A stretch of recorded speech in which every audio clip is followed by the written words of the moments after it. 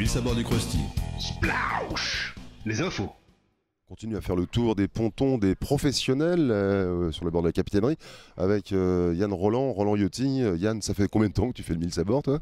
Oh, ça fait 20 ans, je crois. Ça doit être la 20e année, oui. Bon, alors cette 30e édition, comment ça se passe? T'es venu avec combien de bateaux, toi, cette année? Alors, nous sommes venus avec 6 bateaux, 5 voiliers, un bateau à moteur. Parmi nos voiliers, on a, je crois, le bateau amiral du Salon. On a un magnifique First 50. Et puis divers autres voiliers de toute taille, de 10 à 16 mètres. Comment se passe? Le salon n'est pas terminé, puis on sait que ça dure aussi dans les jours qui suivent la fermeture du salon nautique, parce qu'il faut concrétiser les ventes, il faut trouver de temps en temps pour l'acquéreur le plan de financement ou la solution de reprise de son bateau. Enfin, toi, là on est samedi, comment ça se passe? Alors je trouve que c'est très actif. Il y a beaucoup d'acheteurs potentiels pour le moment, puisqu'on n'a pas concrétisé beaucoup d'affaires.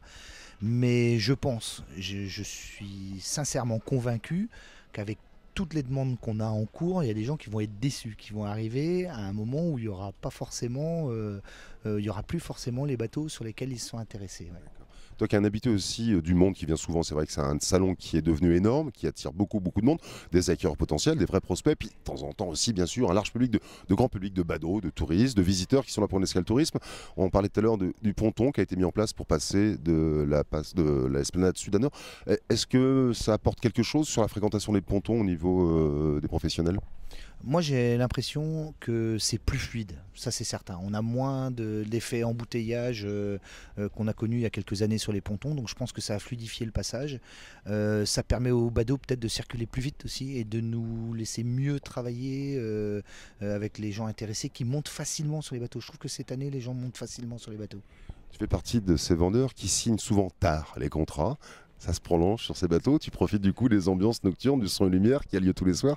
Absolument, oui, on aime bien travailler tard et puis ça permet de faire le point avec les confrères, avec les concurrents, de parler de l'avenir du salon du Krusty. On espère qu'on va trouver des solutions pour avoir plus de bateaux. Souvent les gens nous disent qu'ils trouvent qu'il y a moins de bateaux. Je crois qu'ils sont très appréciés ces séances de coaching nocturne que tu fais en débriefing commercial le soir sur certaines de tes grosses unités. Ah, ça c'est du coaching interprofessionnel, on va dire. Voilà, on parle de l'avenir. Je pense que c'est comme dans tous les événements professionnels, c'est entre professionnels qu'on construit le métier. Et voilà, et oui, tard le soir, c'est souvent plus facile. De parler de bateau à un comptoir, c'est quand même vachement sympa.